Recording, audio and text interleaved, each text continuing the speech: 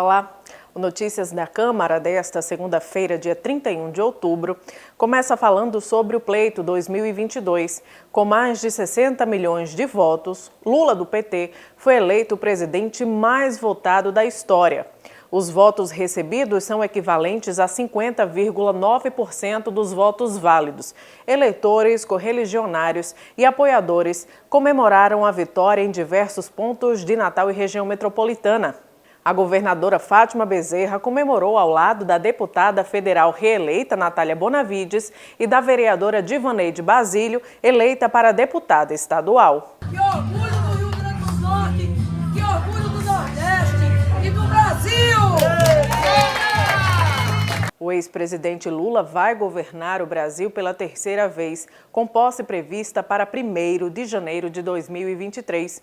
O atual presidente, Jair Bolsonaro, recebeu 58,2 milhões, o que corresponde a 49,1% dos votos totais. No discurso após as eleições, Lula falou que vai governar para todos os 215 milhões de brasileiros. A partir de 1º de janeiro de 2023, vou governar para 215 milhões de brasileiros e brasileiras, e não apenas para aqueles que votarem em mim. Não existe dois Brasis. Somos um único país, um único povo, uma grande nação. O presidente eleito falou também sobre o compromisso de acabar com a fome no Brasil. Nosso compromisso mais urgente é acabar com a fome outra vez. Não podemos aceitar como normal que milhões de homens, mulheres e crianças neste país não tenham o que comer ou que consumam menos calorias e proteínas do que o necessário. Se somos o terceiro maior produtor mundial de alimentos e o primeiro de proteína animal, se temos tecnologia e uma imensidão de terras agricultáveis, se somos capazes de exportar para o mundo inteiro, temos o dever de garantir que todo brasileiro possa tomar café de manhã, almoçar e jantar todos os dias. Este será novamente o compromisso número 1 do meu governo. Ainda no dia de ontem, o presidente do Tribunal Superior Eleitoral, o ministro Alexandre de Moraes, falou que não tem risco de contestação do resultado das eleições. Não vislumbramos nenhum risco real de nenhuma contestação. O resultado foi proclamado, o resultado será aceito e aqueles que foram eleitos, a presidente da República, o ex-presidente Luiz Inácio Lula da Silva e a vice-presidente, o ex-governador Geraldo Alckmin, serão diplomados dia 19 de dezembro e tomarão posse dia 1º de janeiro. Risco nenhum. Quanto a eventuais fissuras, faz parte do jogo político, do jogo democrático. Obviamente, houve uma polarização maior e agora compete, eu diria, muito mais aos vencedores unir o país, porque aqueles que são eleitos, eles governarão para todos os brasileiros, não só para os seus eleitores. O presidente do TSE falou também sobre a possível interferência das operações realizadas pela PRF no resultado das eleições. Nós vamos apurar a questão das operações. O mais importante hoje, no dia de hoje, era a totalização e a proclamação do resultado das eleições. Assim o fizemos, com total tranquilidade. A questão da abstenção mostrou que não houve nenhuma influência das operações nas eleições. Digo mais ainda, na região onde se colocou que a operação teria atrapalhado, diminuiu a abstenção. Em outras regiões do país onde não houve operação, aumentou a abstenção, então não se mostrou um nexo de causalidade. Independentemente disso, a resposta por escrito do diretor-geral da Polícia Rodoviária Federal será juntada aos autos e isso será analisado. E ainda sobre o assunto, as abordagens realizadas pela Polícia Rodoviária Federal em municípios do interior preocuparam a 31ª Zona Eleitoral, que determinou o reforço de transportes autorizados pela Justiça Eleitoral para circular com mais frequência nos municípios de Janduís, Triunfo Potiguar e Campo Grande no dia de ontem. Érica Correia, juíza eleitoral, explicou as medidas. A circunstância da Blitz levou preocupação aos eleitores, em especial aqueles que residem na zona rural. Para minimizar a preocupação, tranquilizar a população local e garantir o exercício do voto, esta zona eleitoral adotou diversas medidas.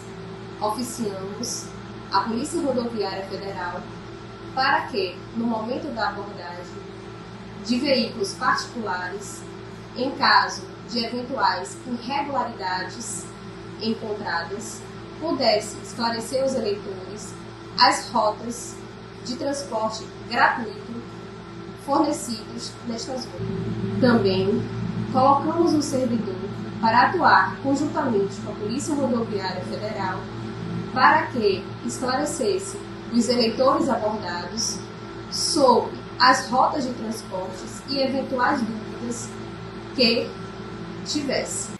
E olha só, as abstenções no segundo turno das eleições para presidente chegaram a 20,58% do total de eleitores aptos a votar. O menor índice registrado desde 2006, totalizando 32,2 milhões de pessoas. Essa é a primeira vez na história que a abstenção no segundo turno foi menor do que a registrada no primeiro turno. Os votos em branco somaram 1,7 milhão, ou 1,43% do total. E os votos nulos chegaram a 3,9 milhões de eleitores, o que representa 3,16% do total. E o Tribunal Regional Eleitoral registrou 74 ocorrências operacionais nas eleições do Rio Grande do Norte, entre elas a substituição de 45 urnas eletrônicas. Os problemas de urna eletrônica identificados somaram 0,96%, menos de 1%, dentro das estatísticas de normalidade do processo de votação projetadas pelo Tribunal Superior Eleitoral.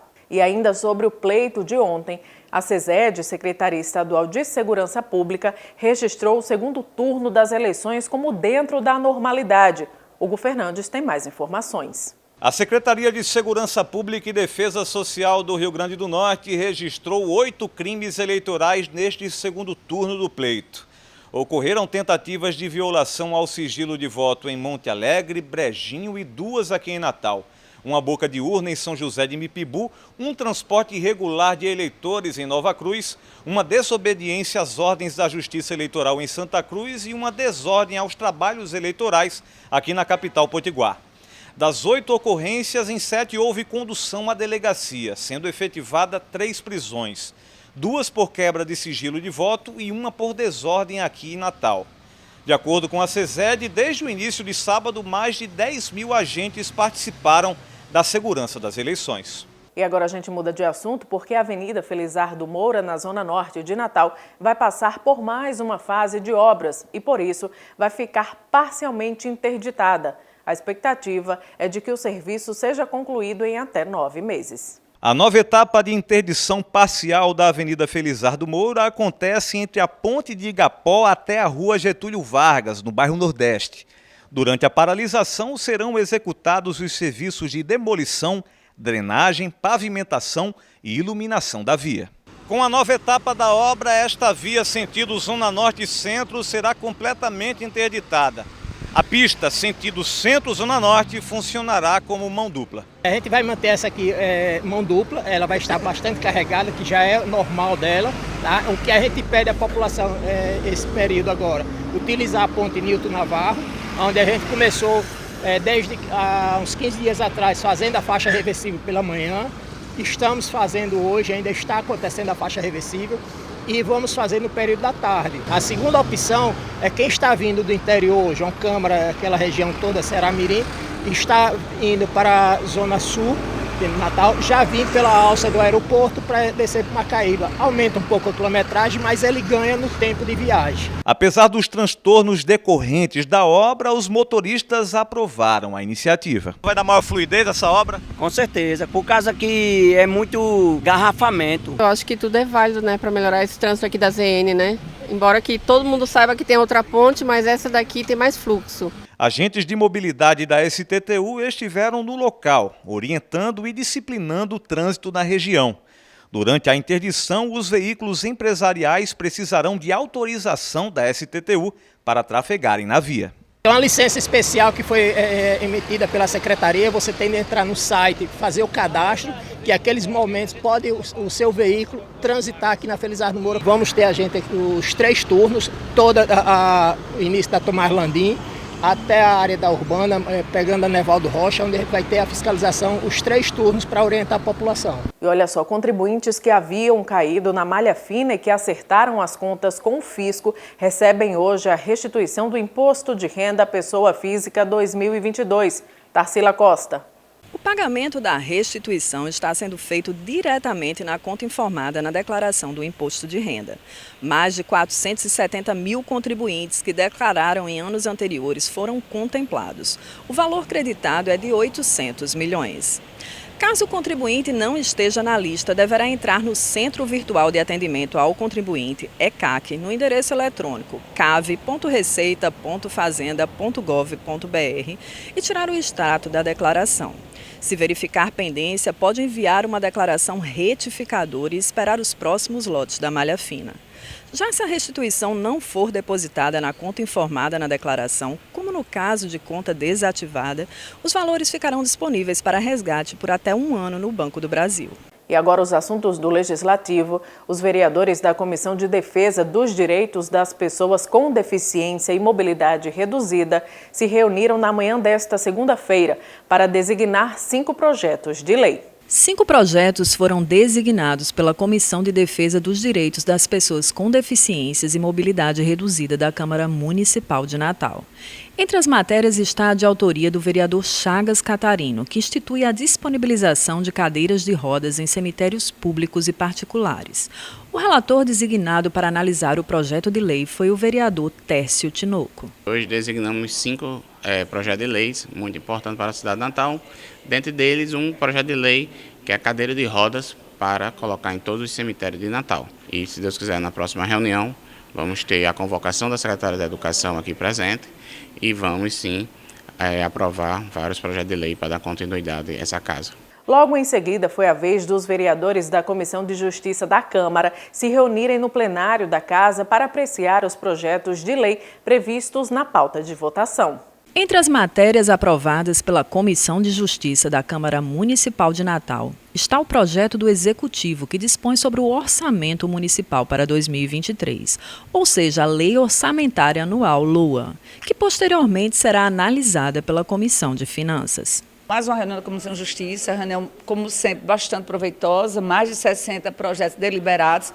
Trouxemos aqui como destaque, de fato, a LOA, porque a lei orçamentária ela é fundamental para que nós tenhamos a projeção das atividades a ser executadas em 2023. Outro projeto aprovado pelos parlamentares institui a criação de uma carteira de identificação para pessoas com câncer. O projeto teve relatoria da vereadora Nina Souza. Houve um projeto também bem interessante que institui uma carteira para quem tem câncer, e essa carteira ela é interessante porque muitas vezes a pessoa que está em tratamento contra o câncer, ela chega em determinados estabelecimentos e fica em filas intermináveis, e óbvio que ela tem algumas restrições e precisa ter um tratamento diferenciado. Bom, e eu me despeço por aqui. Outras informações você confere no Câmara Repórter ao vivo às 6h30 da noite ou ao longo da programação da TV Câmara Natal. Até a próxima edição.